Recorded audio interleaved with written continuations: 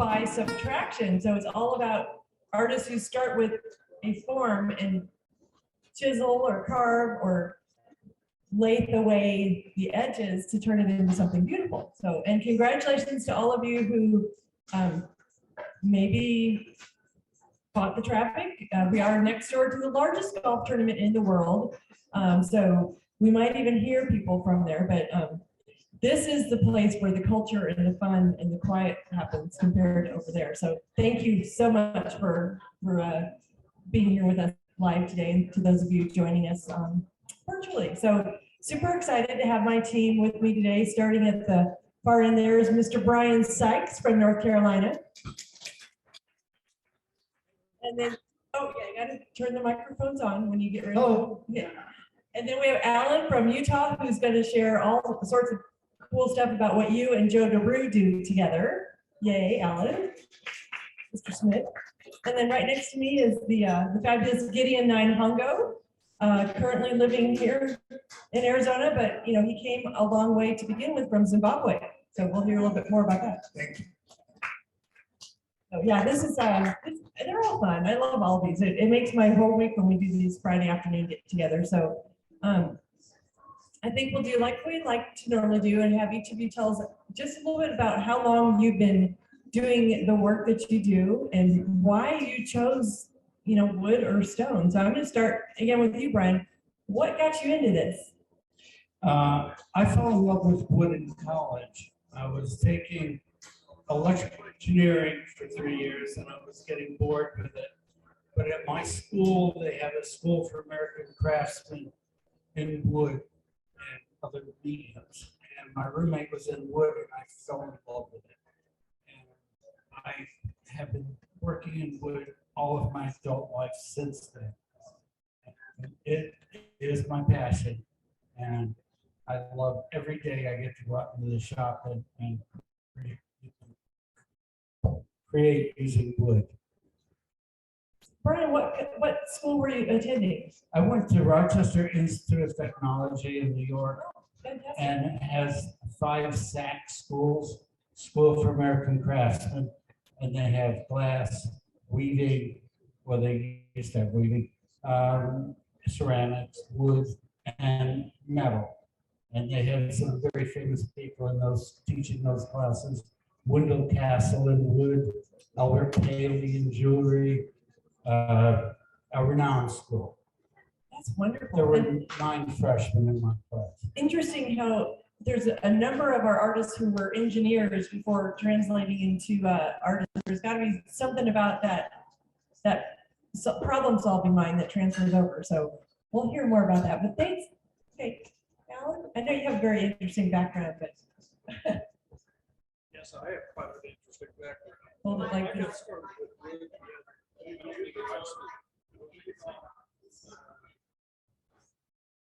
how's that? Okay. Got started with woodworking in junior high school with shop classes, took some more in high school, more yet in college, ended up with a master's degree in industrial vocational education where I could teach sound classes, but I never did. I ended up teaching classes in electronics and computers, and did that up until about 2009. Started actually turning wood around 25 years ago when I bought my first lathe. And the shop grown since then and continues to grow. As Brian will probably admit, wood turners are tool collectors. My wife always asks when I get a new tool, where are you going to put that? Aren't you out of room yet? So, been working with it for a long time. Joe DeRue and I have been working together now for about 10 years on the molds and hollow forms that we do for this show. And we get wood then from both up in Utah where he lives and around here in the desert where I live. So we get a wider variety of things to work with that way, and more opportunities to show what Mother Nature can do for us. Excellent. Now, didn't you have to allow your wife to have equal amount of space for her hobby, craft? Yeah, after 2 years, my wife complained.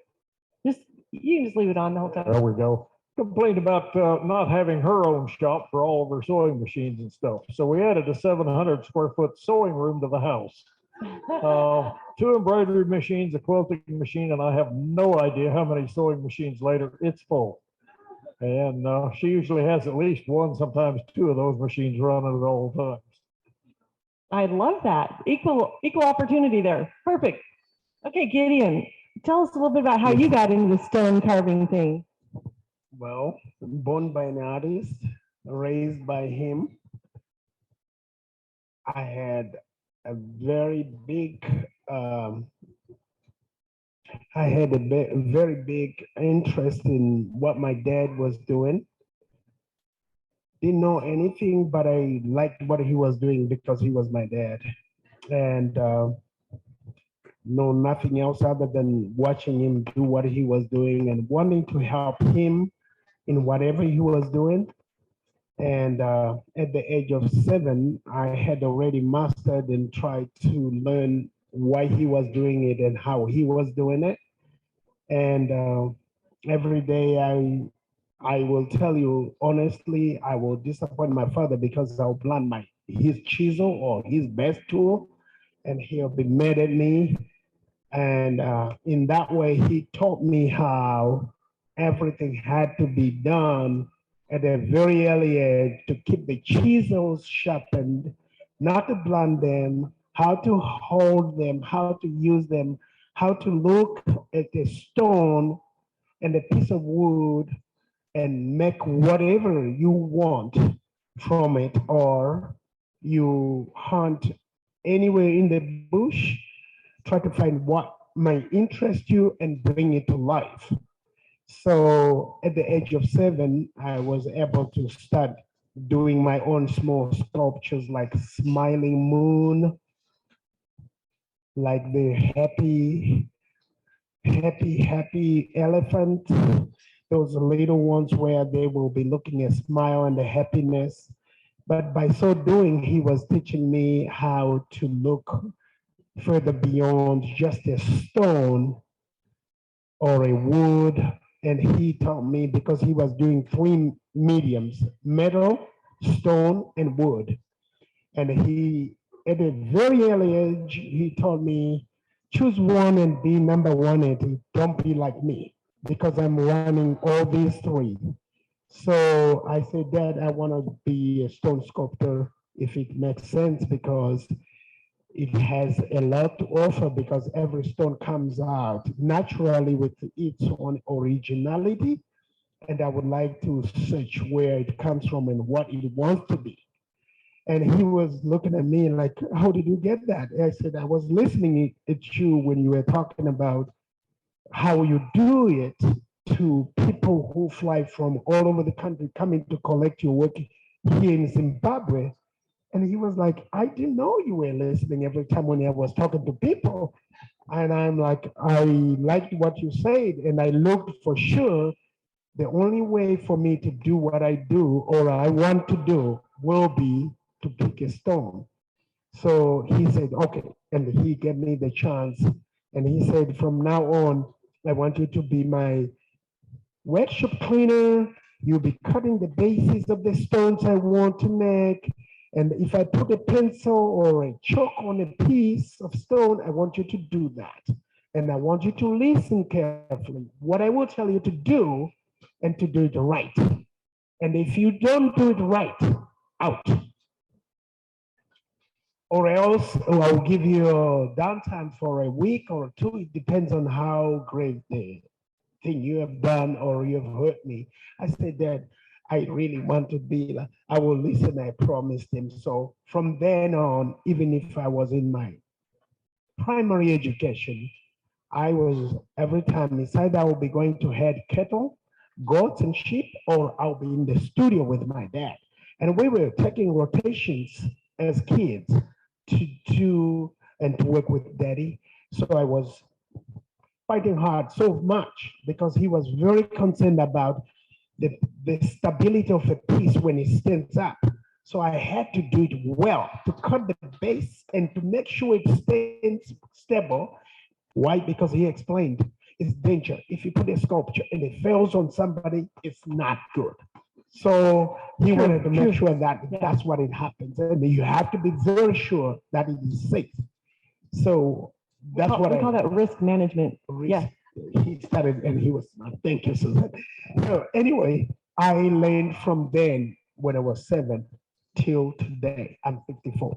I am still learning and I'm still learning, getting from his word to say, I want you to be number one in whatever media you take. Ladies and gentlemen, I'm still working on it. And I'm here today to show you how I'm working on that. Yay. That's so great. Your dad has to be super proud of you. First generation Zimbabwean stone sculptor who is, it's called Shona Sculpture. If you can go online and say Shona Sculpture, this is from Zimbabwe. And this is what I offer today at a higher level and an upgraded level. You may see Shona Sculpture and it will be looking very primitive, but this is what startled the whole world. Everybody was looking at Shona Sculpture. What is it? Where it comes from? It's all from Zimbabwe. But then I decided when I was picked from the National Gallery of Zimbabwe, I was picked by few promoters in America, one in Scottsdale, one in Carmel in the Bay Area. And when I was here, I fell in love with the weather, with everything. And I'm like, how do I become a family of Arizona? And because of that, I approached my friend who was promoting me. I said, I would like to be here. And then I worked it out, got my green card from applying, coming here in America. And I started to look back in Zimbabwe, traveling in every quarry to pick the pieces of stones which spoke to me most. Those are the ones which I filled in a 40-foot container and I shipped them right here in Arizona. And I'm now enjoying making the pieces I do. And we're so glad you're here. Thank you. Yeah. Thank you for having me. Glad you picked Arizona over the Bay Area. So right here in beautiful Scottsdale, the Shoshone, say that again? Shona Sculpture. Shoshone is a native culture. Shona. Don't listen to me. Let's just talk to the guy. So I want to come back to you a little bit and discover why about the different quarries and why you select different stones. So be thinking about that for the next round. I have the answer. Okay, go ahead. I love stones. And I love the difference in the color, in the hardness, in the forms it offers. And I wanted to share that with the world. And the different quarries have different type of stones. Okay. Like I have this as my number one, which I like and which I have most of the time. This is called springstone from Zimbabwe. It comes from the raw stone. It comes from the quarry, just as you can see right now. It comes from the quarry. It came in a different form that it has its own form like that. And it is out of that form which I can draw what I am going to make out of it. I have my ideas what I can make. Then I go in the number of pieces I have to look what speaks to me. But sometimes I look at the form of the stone and it can tell me, oh, there's a modern child right there. I can see mama, I can see the baby. Oh my God. And then in my mind, I switch back. What doesn't belong to the mom and child? And then I will switch on and pick my tools like you can see in front of me. I can pick the tools and I can start to take off what doesn't belong to the mom and child. And as soon as I do that, I'm chipping one chip at a time. And the mom and child will come out. Out of this stone right here, with the different colors you can see at the back right here. It may be the back now because of the stone or because of what I see in it, but it can be the front. But at the same time, this is the piece which can bring mother and child right here. And you will agree once I take off what doesn't belong to a mother and child. Once I'm done on that. And it's called Springstone from Zimbabwe. Then the finishing part of that. Yeah, it's check here, you know. This is the stone, how it looks in natural, as I've been turning it, as you can see it. It brings the piece, which is like this one here. It's one stone, it has two colors, gray, or you can call it white, I don't know, but it has black in it. Which one would you think is the real color of the stone? Always the real personality of a person is when you give him the hardest things to do, or you give them the hardest things to say, which is the final of the signature of who they are. This one, the real color for her is this color black here, not that.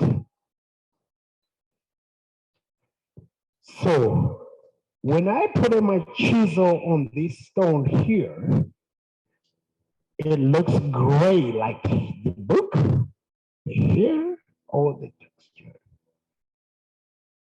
I carve and I take off what doesn't belong to the scholar, because what I have seen is the scholar in this stone here. I take off what doesn't belong to the scholar because that's what I saw, given the natural form of it.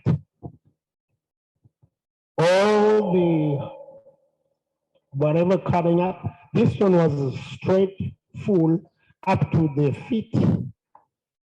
And I had to cut off where she's sitting, leave off the leg, put that leg over there, put the hand underneath the book, thinking, and oh my gosh, appreciating what she has gotten there, and the knowledge and everything which she got from the book and knowledge what she's learning. Having that texture, having the dress texture, the book texture, might make it look like I have different kinds of stones, but it's only one.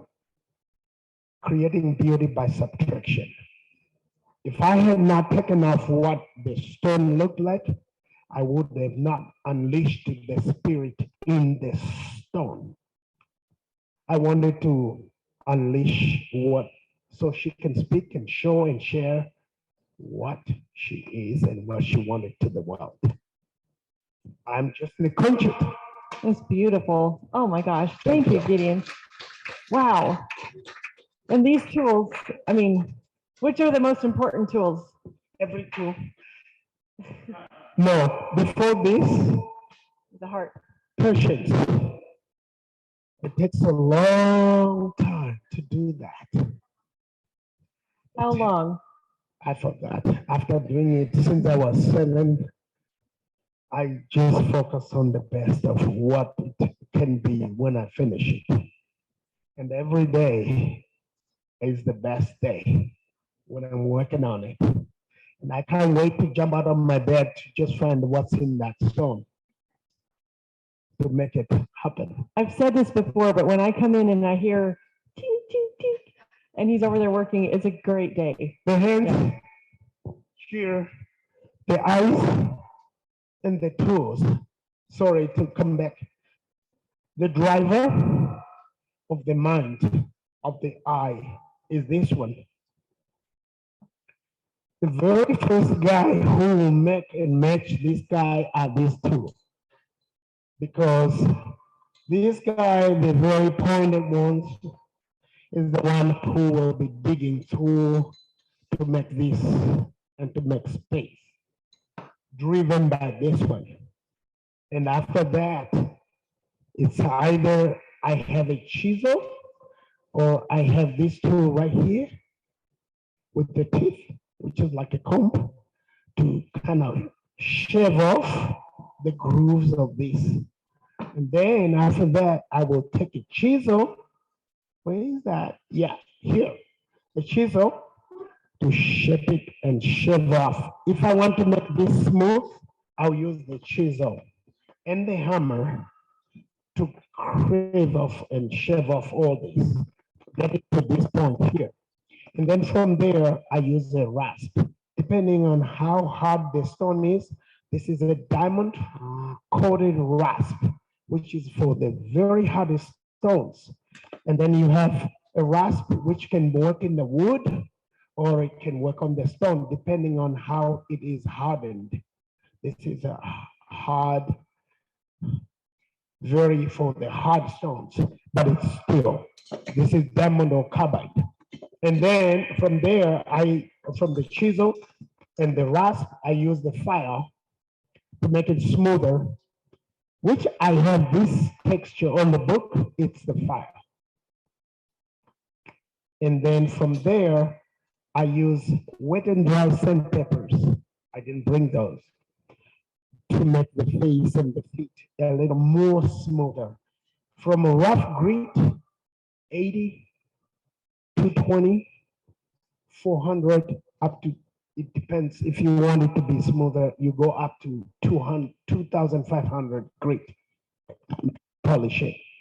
I like matte finish most of the time, which will be not too shiny to steal away from the beauty of the sculpture.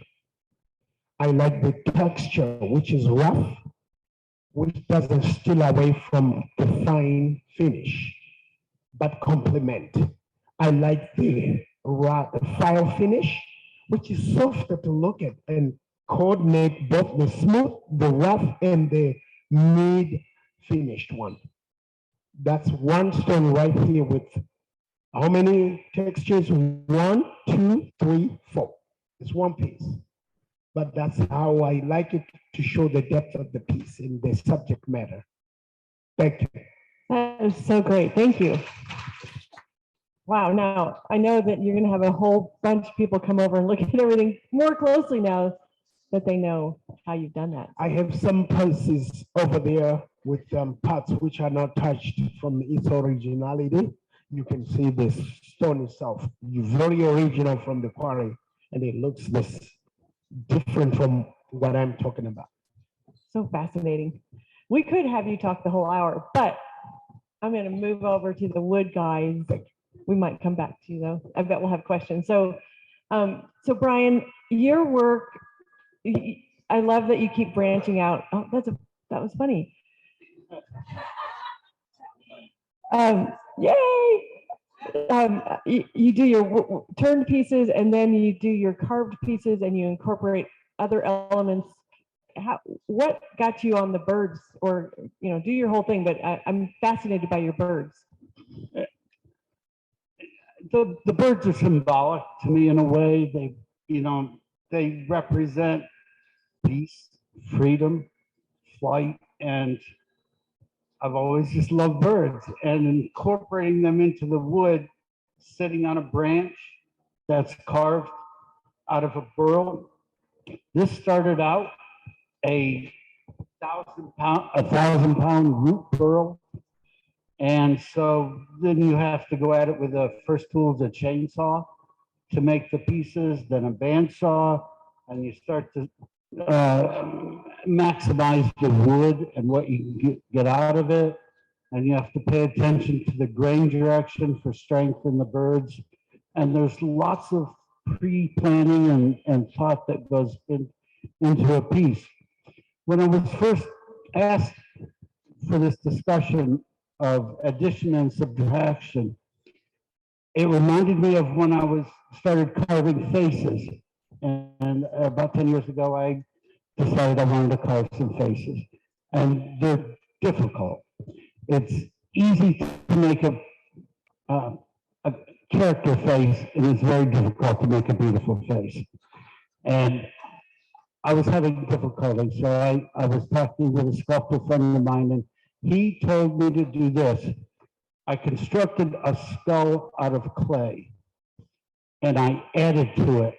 I added the muscles, I added the teeth, I added all the muscles in the jaw and the neck, and then I covered it with a layer of skin of clay. So I did addition to understand, so I could do the subtraction and understand what's underneath the sculpture. And it enabled me to really do the mouth and understand why it's curved this way, and the brow, and different elements. So I addition and then subtraction. And so it kind of fit nicely with this discussion. Fascinating. Yeah, and so really you understood the whole structure, the layering. The layer, the muscles, the teeth, the bone structure, all building up so I could see what's underneath something when I'm subtracting. And without that, and it improved immensely. I was able to conquer areas that were giving me trouble in the face. And that's what I thought of. There's a lot of pre-planning that goes into subtraction. You really think about, like Gideon was saying, you see, you visualize what's in there, and then you plan how to get there and what to do first and what to do later. So there's steps that have to be done in certain order, enable you to keep the piece from able to do that. Like when I carve a bird, the first thing I do is I do a silhouette on the bandsaw, and then it's just rounding and taking away from that. But I have the form outlined, and that's the way I do a bird. Is that all one piece or is the bird The separate? bird is separate. It's all the same wood, but the bird is separate. The branch was carved out of the outside of the burl. I like the gnarliness. When you take the bark off the burl, you have a very interesting gnarly texture. And I saw that, and I use that in a lot of my pieces. I like the contrast between the gnarly roughness and the shine and the polish of the wood. And the vessel, and then there's a stopper, which is fitted separately. So we have the bird, the branch, the stopper, and the hollow form. And that's hollow. That's hollowed out on the lathe with a hook tool that reaches in and you gnaw away at it. And so you pull out, all my vessels are hollow. And there's two good reasons for that. One is if you just put a stump on the ground, or it will crack because it dries at different rates. And so that's what causes cracking. By hollowing it out, you make it so thin that it dries evenly. And that's why one of the main reasons you hollow it out. And the second one is it makes it something. It's a vessel, other than a chunk of wood. But it's not going to be stable unless it's hollow and thin. Do you need to like kiln dry your wood or does it dry naturally? No, I kiln dry them, and what I do is, especially because I'm coming out to Arizona, and the average humidity in North Carolina is 60%. It's here at 6. So, it has to be dead dry, especially if I'm adding turquoise into some areas. So what I do is I rough turn it thicker than the finished turning, because the wood's going to shrink in one direction. And if I make it thin from the beginning, when I go to make it round again, I'll run out of wood. I'll go through the side of it. So I rough turn it, and then I put it in a kiln for about a year. And I have several kilns. I have one is a solar kiln, and then I have my regular kiln, which is a dehumidifier, a light bulb or two for heat, and an exhaust fan set on a thermostat.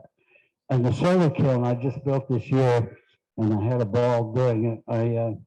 I have corrugated roof, domed roof on it, and an exhaust fan. And so it heats up very well, and I get an airflow through, and I can now take the wood out of my shop that was in boxes and spread it out and see what I have. And that enabled, and my shop is probably a 1/4 inch of dust on everything. And so now I put it in a dust-free room that's dry and clean. And I spent the month of May building this, and I absolutely had a ball. The year before, I built a website and I would rather you pulled my fingernails out than sit in front of that computer for 2 months and working outside. Agree. I had a ball building that thing, you know, it was every day I went out there and worked in the woods in the sunshine, and I had a good time. That is so great. And that's why we need to keep arts alive, because we want you to keep your fingernails. Let those crazy computer people figure that other stuff out. But your work, I love that you have, you know, some real simple pieces. You got the great little vases for the single flower up to the bud vase, and then your beautiful sculptural pieces. How do you decide, you know, like Gideon talked about, you pick a stone. How do you, when you look at the wood, and I'm going to ask you the same thing, Alan, like, how do you know what it wants to be? It's a very time-consuming task because I get a lot of burls, and I'll have a huge burl, and it takes me weeks to process that into pieces that I'm going to use. So it's looking at it this way and that way, and there's a lot of time just putting it up on the bench and staring at it. And so I've got to go through all that wood and optimize it because I don't want to waste it. It's beautiful wood and it's expensive. So I put aside this piece for a vase and this piece for a bird and this for a bud vase. And so that processing of that whole big pile is months of my year. That is so neat. How back to your solar room, how big is that you built? It's 8 by 12. Oh, that's a nice size. Yeah. Yeah. Okay. You can talk about anything you want to talk about, but I always think in terms of collections and how lovely it is to build an art collection with more than just, you know, one medium or one form. I love to see, like right now, I'm looking at your beautiful wood carving vessel up against, you know, the hand carved metal behind it. Do you have fun, like helping people figure out what to pair and what to put with your work? I don't get the opportunity all that much. I did the other night, I did a home show, and we walked some of my pieces in front of a painting, the color matched. We took several pieces next to a rather rectangular lamp, and one of my straighter pieces just clicked with that lamp. So it's about form. It's about form and color. Yeah. But the form always comes first. Yeah. I think. But it is fun, like to kind of play with your art and see what goes. And over the weekend, a friend was here and acquired a beautiful lamp of yours that had a most beautiful lampshade with nature pieces from North Carolina. Can you talk a little bit about that and the base? The base is a very nice tapered, very classic shaped base that I a piece of cherry with some turquoise in it. And the lampshade was made by my ex-wife, who dried flowers, made the entire lampshade herself using fiberglass for the shade, laminating and coloring the pressed and dried flowers. In that case, that was the Dutchman's pipe stem vine, which had a curlicue like a Dutchman's pipe, and big leaves, heart-shaped leaves, and fantastic. And now in my space, I have a lampshade with different pressed wildflowers on it, including 2 hibiscus, big hibiscus, and then also a hummingbird made out of rice paper layered with that also. And so they're the nicest lampshades I've ever seen. So that's the decorative and functional. You know, your lamp should be art too. So I'm sure we're going to have more questions for you. And again, for both our wood guys, do you have a favorite wood that you work with, or do you just love them all equally? First Brian and then Alan. I do have a favorite wood. You know, I have an affinity toward cherry. Cherry is a closed grain wood and it's hard, so you get a nice finish. And it has a beautiful color. And then when you go with the burls, you have all the grain change. And there's a contrast between the heartwood and the sapwood, which is white. And cherry ages nicely with a nice rich tone to it. The most woods age for the amount of tannic acid in the wood, and that changes color over a period of time. And cherry just changes beautifully into a rich, deep brown.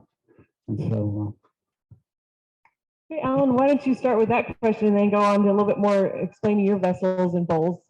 Okay, my favorite wood is mesquite, one of the local woods here in the. Hold the desert. microphone like this. Hold it really close. Okay, so the mesquite oftentimes comes from here in Arizona, but it's also available in Texas and an awful lot of it available in Mexico. So depending on where you get it, you get different varieties of it, different color tones. Depending on where exactly it was grown, the growth rings vary a lot. From being very narrow, from growing in the desert with little or no water, to being wide apart if they're being grown in somebody's irrigated yard, for example. And if that's done, it's a lot softer. So we typically use the desert type mesquites because they're harder. The growth rings are a lot nicer, tighter, narrower, and the trees tend to be a lot older. I got started counting rings on one of the survey boards we had up in the display, and I got up to 114 years before I got interrupted. So some of this mesquite gets really old.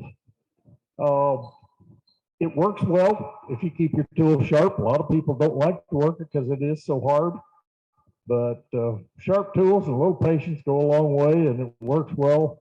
Like Brian said, the harder the wood, the more it polishes, the better it looks. So mesquite works out well there.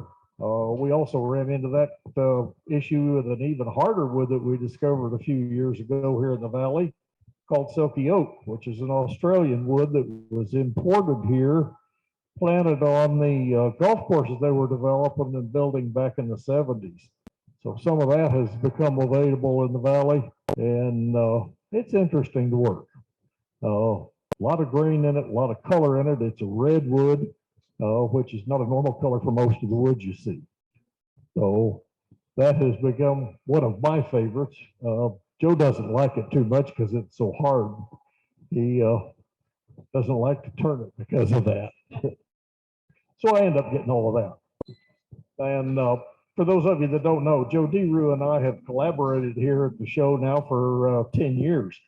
Joe lives in Ogden, Utah. I live here in the valley. We get woods from both areas. We work woods in both areas. We swap woods back and forth once or twice a year on a truckload basis. And then again, we share work. Joe called me in July of this year and said, Alan, I'm too old to hollow out hollow forms anymore. You're going to have to do it. Now, wait a minute, Joe, let me understand that. You're too old to hollow them out, and I'm 5 years older than you are. So it boiled down though to what equipment I had and what he had to hollow with. Mine's a little more modern, a lot easier to use, and doesn't work your body quite so hard. So wasn't that big of a deal. I drove up there and got 38 roughed out hollow forms and brought them back and started hollowing them and finishing them. And that's what's on the tables now. So a lot of that's cottonwood that came out of his mother-in-law's yard. We've got some apricot that came out of his yard. He's working on a truckload and a half, and I'm talking a dump truckload and a half of box elder that he just got last week. He's trying to chainsaw through that and get it rough shaped so he can get it into his sheds for drying. Unlike Brian, we air dry all of our wood. Takes longer, but we have a big stockpile of it. Joe has a lot of sheds up there on his farm that we can put that into and let it air dry nice and slowly and try to minimize the cracking problem with it. So it works out real well. So the hollow form would be like what's next to Brian's? Yes, the one here next to Brian on the pedestal. Okay. So are you using a lathe to hollow it out, or is that, Yes, we use a lathe to turn both the outside and the inside. okay? The inside you typically do without being able to see it, just like Brian does on his. You've got a set of usually 3 tools, one straight, one's got a shallow curve to it, one's got a lot deeper curve to it, so that you can get all the areas inside the hollow form and get that wood out. The real trick though, as Brian and I either one tell you, is to make sure your wall thickness is uniform, fairly thin, and that will reduce your problem with cracking and also reduces the weight of the piece so that it isn't cumbersome for somebody to move around if they want to. Right, right. So it's almost like ceramic. If you're throwing a pot, you got to get that same width going all the way up, right? Right. Yeah. Exactly the same idea and for the same reasons. The pottery's got to dry out too, and if it doesn't dry uniformly, it'll crack. And then you also have these beautiful bowls. And I have a funny story. A few years ago during the show, we had a big windstorm that came through and knocked down a bunch of trees. And Joe was out there. I think he was over by the Fairmont, and he's like, "Can I have your trees?" Because one man's problem is another man's treasure. So he was looking around going, "Oh, there's a lot of good wood here." And I like the apricot wood that from Joe's farm. I mean, it's so pretty. And sometimes he'll put like maybe a little bit of a color rub in there, but the live edge bowls are just lovely. And do you want to talk a little bit about those? Yeah, one of the funny stories about Joe and going and getting wood, he doesn't have a pickup truck. So anytime he's down here and he gets a chance to get some wood, he calls me. "Alan, can we go get wood?" I think Joe's lucky to have you as a partner. So, and he learned real quickly that I have a crane that I can put on my truck for loading logs. So when we go getting wood, we go getting wood in a big way. That's good. So Good to know if we ever need that, Doug, right? Truck with a crane. Yeah. So where's some of the craziest places you've gone to get the wood? we had a gentleman come through the show about 5 years ago that said, "I have a mesquite tree in my yard at my place that I want cut down. If you guys want it, you can come get it." Okay, so we went and got it in my truck, got out there to his place, and this tree was actually hanging over an old Model A truck body. The guy says, "You cannot move the truck. You cannot damage the truck, but you can have the tree." Joe got a little upset, but he wandered off, and I backed my truck up to the tree and stood up in the bed, took a rope and lassoed the top of that tree and hooked that onto my truck. And Joe came back and he chainsawed the tree while I pulled it over away from the old Model A truck. And we got that piece of mesquite. There's that problem solving again. Joe Great. comes back and he says, "How'd you get that rope up in that tree?"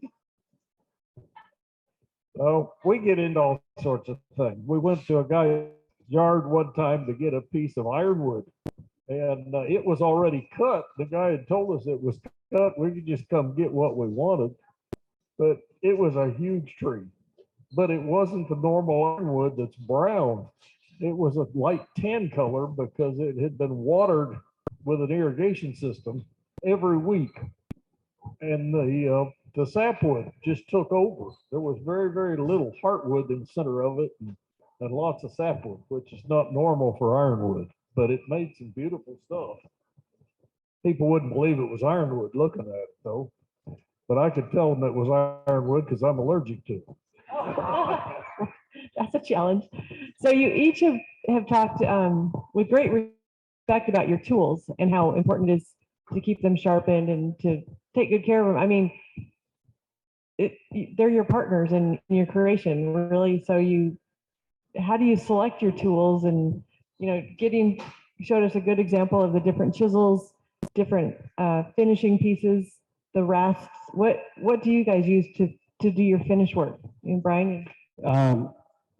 Well, there's lots of tools you don't think we would use. When we want to hollow, when we want to hollow out a vase, we have to hold it at one end with a chuck and go in the other end. To support that vase while it's turning, you put a little pressure on it and it'll come off the lathe. So we make a steady of rollerblades. And so we tighten 3 rollerblade arms coming down into the piece. And every time you do that, so that the piece is being supported at You the mean like neck. rollerblades? At- Like Yes. Oh. And so I'm all the time going to Dick's and buying rollerblades for these, for a steady, it's called. And so they come down, we make this big circular thing that sits on the lathe bed, and then arms come down and support the vase. Or it wouldn't stay on the lathe. And then the other, when you're hollowing, I use a tool that, here, hold on, like I said, has a laser pointer here pointing to my tip of my tool.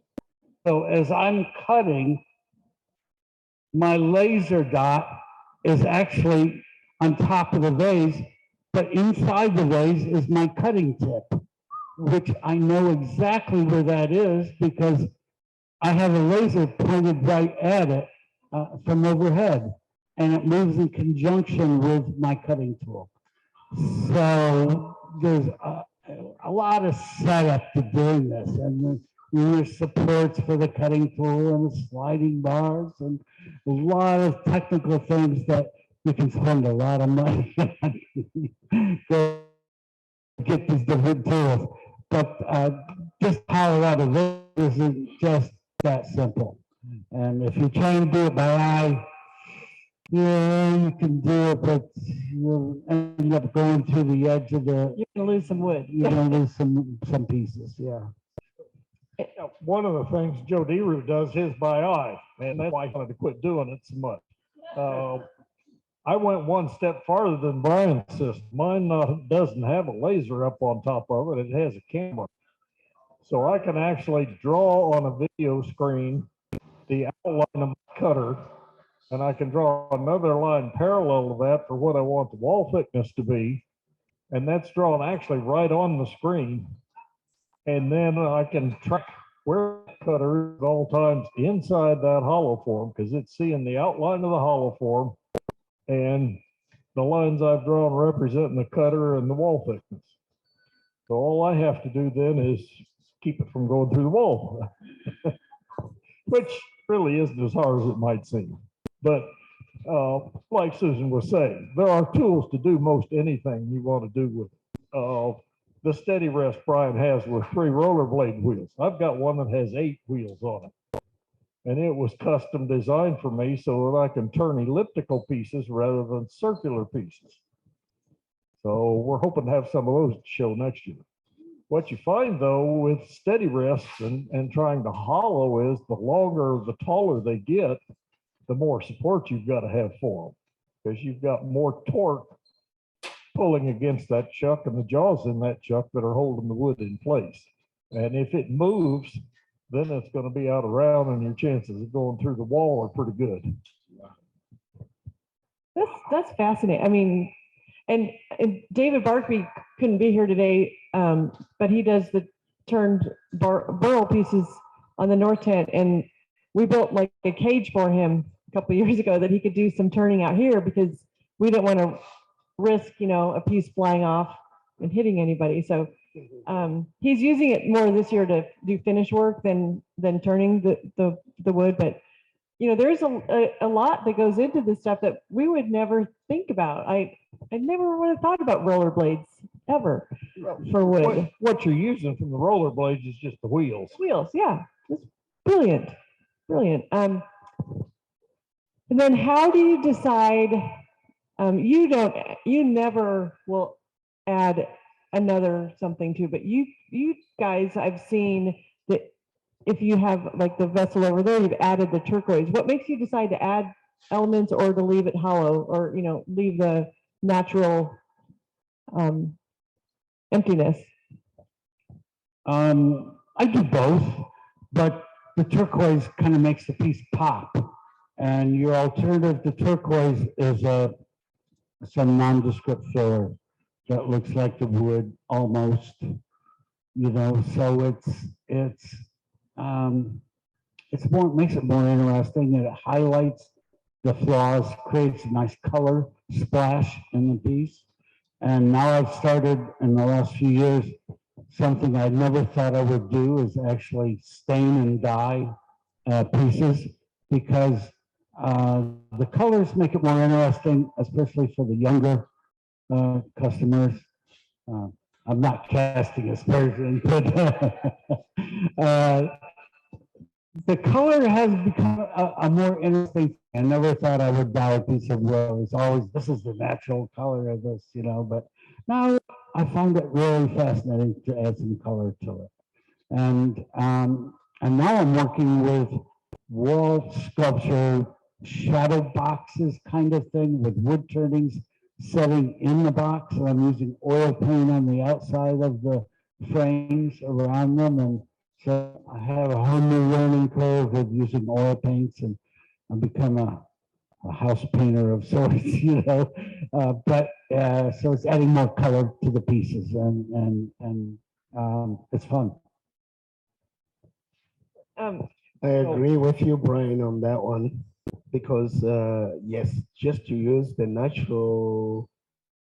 naturality of whatever we have, wood, stone, or whatever you use, sometimes it demands color. And if it demands color, you have to listen and answer to that call. So yes, I have some pieces which I have done so far. Some of them need some different stones to help them pop out and just scream some noise of beauty to claim some attention. So I agree to that. And I have seen, of course, Alan and Joe Drew doing whatever they are doing. And I've seen what you were doing. I appreciate it very much. But before that, I used to criticize that because I used to love natural, just to love natural as it is.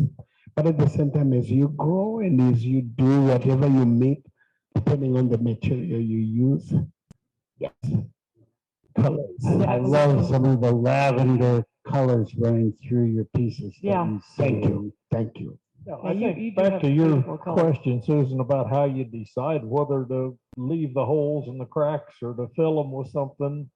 I think it all goes back to what Brian was talking about, color and form. You know, what's it going to look like? And you sit there like he was saying, and you stare at it and say, okay, what's it going to look like if it's filled? What's it going to look like if it's not filled? And make those decisions on what you think is best for that particular piece. If you look at this hollow form that's over here right now, it's filled. There were cracks in it. And I filled those with the nondescript glue that Brian was talking about. But I colored that glue with pigments so that it contrasted with the color of the wood.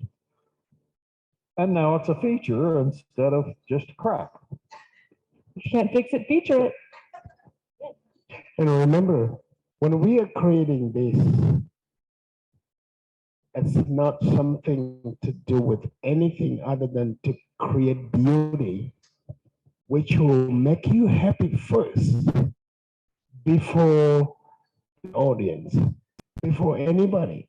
I love what I do. I like to see what I do, but does it make me happy? Is it something which is good for when I look at it and I admire it? And the first thing I know when the piece is done is when I don't want to sell it or to give it to anybody. That's when I know the piece is done, it's ready. But then it's always like, as an artist, it's an endless way of creating. And at the same time, I love it. It spoke to me first, then I addressed, I listened, and I went with it, I find myself in the ocean of beauty and happiness, which anybody comes in, oh my God, they're gonna join me in the beauty and happiness I'm looking and having every day. Oh, and I think the Amen. feedback we get from the people coming through the tents and looking at our work and commenting on it is extremely valuable. They're usually very vocal about what they like. Well, sometimes a little reserved about what they don't like, but that's okay. I like to hear what they don't like as well as what they do like, and They it don't helps normally us say. improve what we're doing. They don't normally say what they don't like. They always say what they like. The percentage of custom work that we do is small, as opposed to a painter who will take a commission. We do commissions, but it's not very frequent. So what we do is on speculation. So it's very important to pay attention to where people look, what they like, and because we're doing it on speculation. We're doing what we like, and hopefully other people like that as well. Absolutely. And I have a kind of a funny story. I like to use this time at the art show to gather future gifts for people because I like to give art and handmade gifts. And last year I bought some Brian Sykes little bud vases with the intention of giving them away. And I got them out one day because I have a gift box where I keep these things. And I got them out one day, kind of preparing to get them ready to give away. And I put the three of them, they were each a little bit different natural wood. And then I was like, wow, those really look good. So when you just said, you should sell it when you know you love it, I wasn't that generous. I ended up keeping them because I was like, oh, that's a nice little collection. So I can get more, and some of you might be gifted one in the future, but when your art makes you happy, it makes you happy. And what struck me in that trio was they weren't even the same wood, but they all really liked each other and played well together. And I think that's fascinating too. We like to mix textures and tones and colors, and I'm certain that our group here has some questions, but I think you had your hand raised already. So Brian, I have a question about the turquoise and all the other whatever textures you bring into your pieces. So the turquoise in this piece right here, that is essentially to cover up a crack? Or? Yeah, to fill a void. So this is a root burl. This is, like I said, this is the below ground. This came from a root burl of a tree below ground, the buckeye from Northern California. And so as you start to cut into it, you don't know what you're going to find. I get dirt and rocks. I save all the dirt because I'm going to pan it someday. I was told that I'm rich with the gold in there. I was going to ask, how much sawdust do you guys create, and what do you do with all that? Well, unfortunately, have a wooded lot, so it all goes out the back, and that's where the cicadas live. So every year they come up out of the wood pile, and I get critters burrowing in it and everything. It'll compress and rot after a while.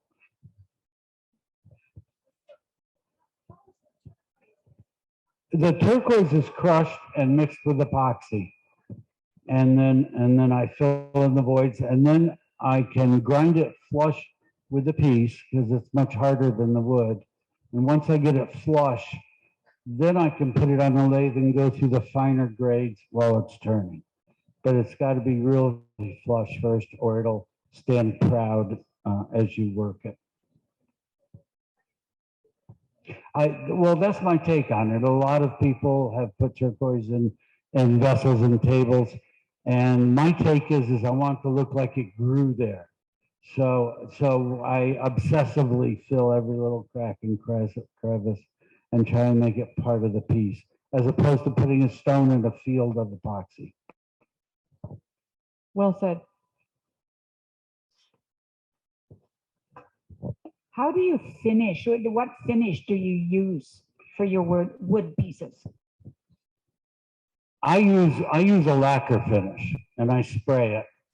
And I vary between a gloss, which because I like the contrast personally of a glossy finish and a rough gnarly wood. And sometimes I use a semi-gloss, but I spray lacquer. And so I was became very comfortable with that. And lacquer dries instantly, so I don't have a dust problem. I don't have to have a drying room. I can spray outdoors, and a minute, two after I've sprayed, it's dry. And I can sand and recoat and put another coat on. Some woods take many coats. Buckeye soaks it up. So I have to keep recoating it until it stops soaking it up, and I get a nice finish. Other hardwoods like cherry, one or two coats will be fine. 2 coats will be fine. But it's always sanding in between coats to make the finish is important. And you have to have a nice finish on a piece. There's no excuses. There's no drips. There's no voids. It's just necessary that you do a good job on the finish. And then in some of the vessels, I use a friction polish, which is composed of waxes, like carrabba wax and different waxes, and a shellac hardener. And you put it on as a paste, and then you turn the lathe on with a dry cloth, and you buff it into the piece. And it actually gets in the fibers and has a nice depth to it, has a beautiful smooth feeling to it. And then after a couple of weeks, the shellac will harden that finish. So it's a nice hard finish. And with the lacquer, I also go through a 3-step buffing process after the lacquer. So I put it on 3 different wheels with different buffing compounds and give every piece a buff and give it a nice soft sheen and take care of any fine scratches that happen when you are sanding lacquer. Very good. Sure. I do have a finishing process where if I carve and then put wet and dry sandpaper on the piece, it's not enough. You can see the color after you polish it and put water on it. But when water dries off, it comes to be a little lighter than the real color. So what I do is I take a blowtorch, I hit the stone, and when you hit the stone, it opens up and it opens up small pores in it. And then you take a clear wax with a brush and put wax on it. When it's hot, the wax will melt and it runs right into the pores of the stone.